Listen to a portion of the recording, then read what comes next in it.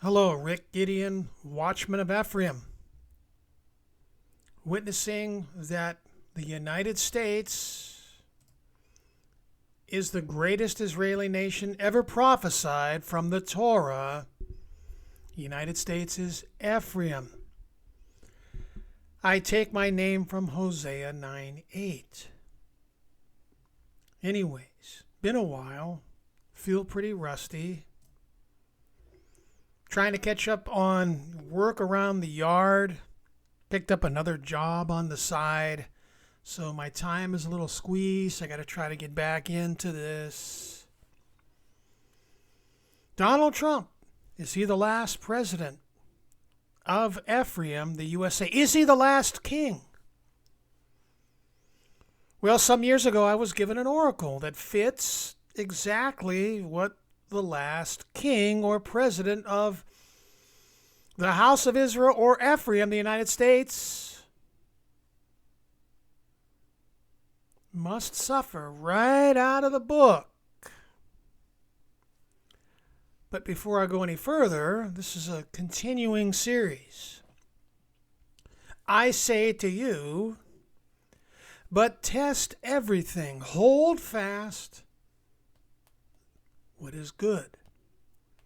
1 Thessalonians 5:21. So that out of the way, let's get back to Big Don. Is he the last president of the United States? The United States, Ephraim, as in ancient times before, the things must happen again as they did before. The thing which has been is what will be. Must form an alliance with Syria. I have said this for years. Somehow, some way, the United States is going to win out in Syria if we are Ephraim, because the Damascus Oracle must play out again if all this is true. And we have won out. I thought it was going to be by military conquest. Between a war with Russia, and Iran, which had control of the western half of Syria from the Euphrates west, including Damascus, and the United States having control east of the Euphrates River. It all looked like they were going to go to war. But you had this civil war and the overthrow of Bashar Assad and this new regime, which appears to be pro-USA, pro-Ephraim. We've established, once again, diplomatic ties. First time since 2011. The Russians and the Iranians are out. And we, the United States, is in. I want to play a short video here showing that Donald Trump is all over Damascus. They love him. What's going on here, though? This is my witness. Again, test everything. We're being set up to be destroyed in the Damascus Oracle, which I'll touch on once again. Hosea 5, a chapter I frequently go to. You're being set up. We're being set up if you live in the United States. If I may witness once again, look at the shape of Ephraim, the ancient tribe, the lead tribe of the house of Israel. Looks like the United States here with New England, Florida, and then if you add Dan in here, even without Dan, you got the West Coast, you got Texas here, you got the Gulf of America or Mexico. Compare the United States, right? New England. Looks like a dip with the Great Lakes, Florida, Texas, West Coast. As I like to say, the thing that has been is what will be. That which is done is what will be done. There's nothing new under the sun.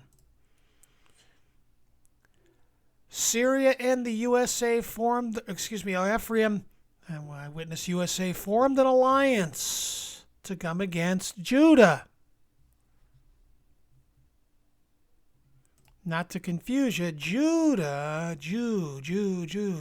They have our name Israel, that little country over there in the Middle East. They're the fourth son of Jacob. The USA Ephraim is the 13th tribe. That's why the number 13 is all over the US dollar. 13 original colonies, 13 stripes, 13 stars. Hidden in plain sight. You're being set up for the sixth trumpet judgment. Okay, first you have to have the rise of the beast's military power, which I say is going to come out of Europe. Europe in an alliance with the most Roman Catholic continent in the world. South America, including Latin America, over 600 million. Wherever the harlot is sitting are the peoples, multitudes, nations, and tongues. Going to form like a 10-horn empire, kingdom. The eighth beast of Revelation 17:11, I do believe. And don't quote me on the verse. It's, my memory's really bad. All these Roman Catholic countries must align. Yeah, I'm off here. They must align to have the beast have her flesh eaten, burned with fire, make her naked and desolate. The judgment of the great whore, the Roman Catholic Church. Going to come out of Europe. That's my witness. The lead nation will be Germany. Who's Trump stirring up right now? Out of all the European countries. Germany. Okay, but now we are in Syria. Russia and Iran are out. All right. And also, concerning, if I can somehow bring it a little more closer to you, we must depart from Judah as an ally. Our older brother, the bond between the USA and Israel, Judah, they have our name, must be broken. We will remove our protection of them. They will cry out to the king of Assyria once again for protection, because Syria and the United States are going to form an alliance and somehow, some way come against Judah. They're going to cry out to the king of Assyria. This European beast, this EU, going to be a revived one. It's going to collapse. And then an eighth beast is going to rise. What's going to result? 1/3 of mankind killed, the sixth trumpet. You can see, are we even in the first trumpet yet?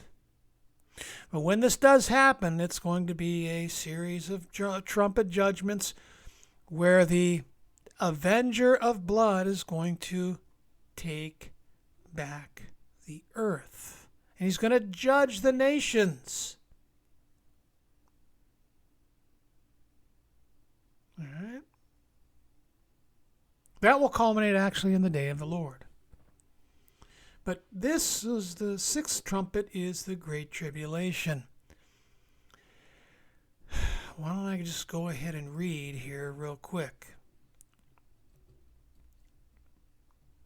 Notice what God says in Isaiah 5. This is the Ephraim-Syria alliance war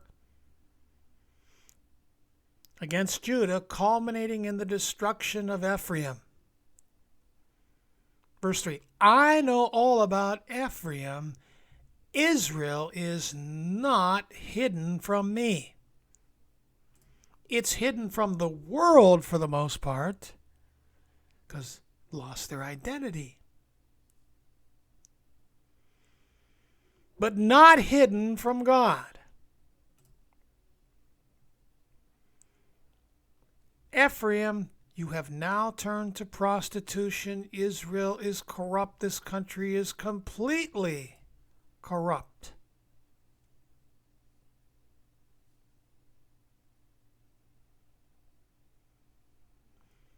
Hosea is known as the deathbed prophet. No more mercy.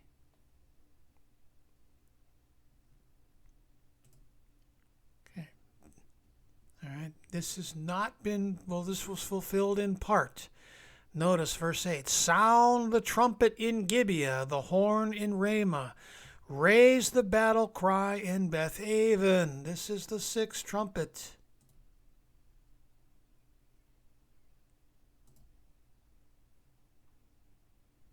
The shofar, a trumpet of warning of war, impending war. Notice, verse 9, Ephraim will be laid waste on the day of reckoning. Among the tribes of Israel I proclaim what is certain. As I've witnessed many times, this has not been fulfilled. Notice verse 14, 15. For I will be like a lion to Ephraim, like a great lion to Judah. I will tear them to pieces and go away. This is all Jacob's trouble here.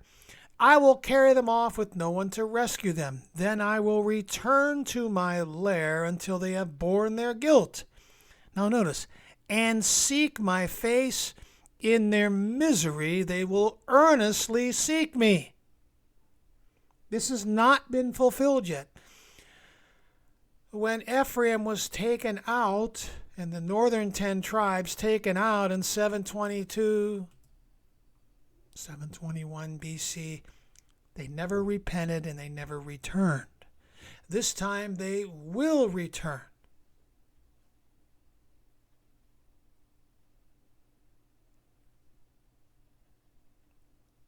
That will be the gathering of the remnant of the lost sheep, the house of Israel and Judah. 1/10. Anyways, so I want to show you, I want to play this video here. Hopefully it'll go right into it. Play this video showing Donald Trump look at the American flag. This is Damascus. Throughout downtown Damascus. They love Donald Trump. They love the USA because we lifted sanctions on them. We're in. Russia and Iran out. Somehow, some way, we have to form an alliance. This is a setup. Again, test everything. Dotted around the streets of Damascus, billboard after billboard of U.S. President Donald Trump. Oh, there's another one. There's another one. Look. That is now the 6th poster billboard that we have seen since arriving here thanking President Trump.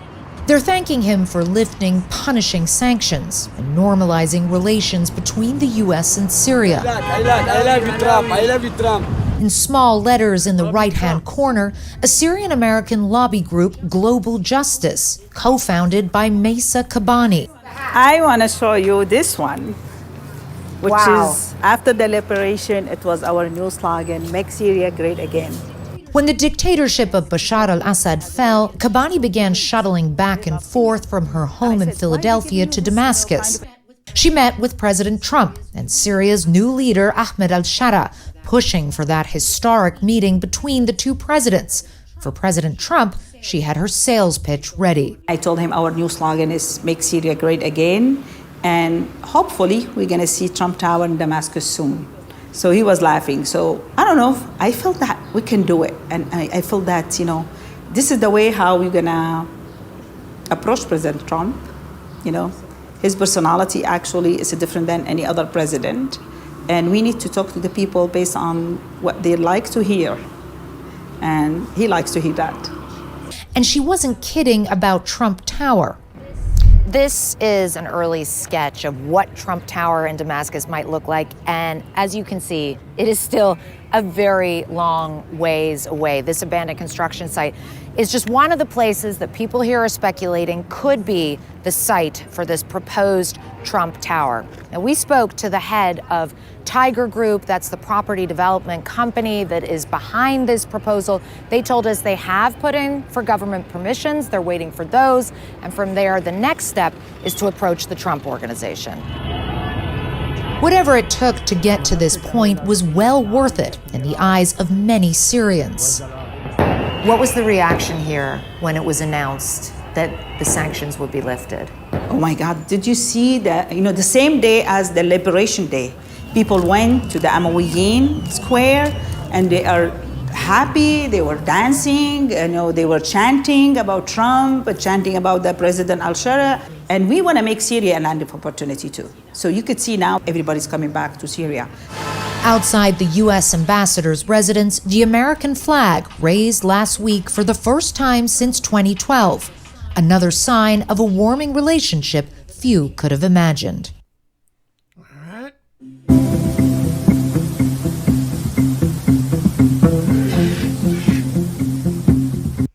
Okay.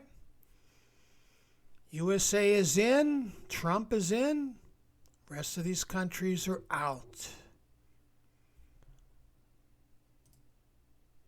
USA, Syria must form an alliance and come against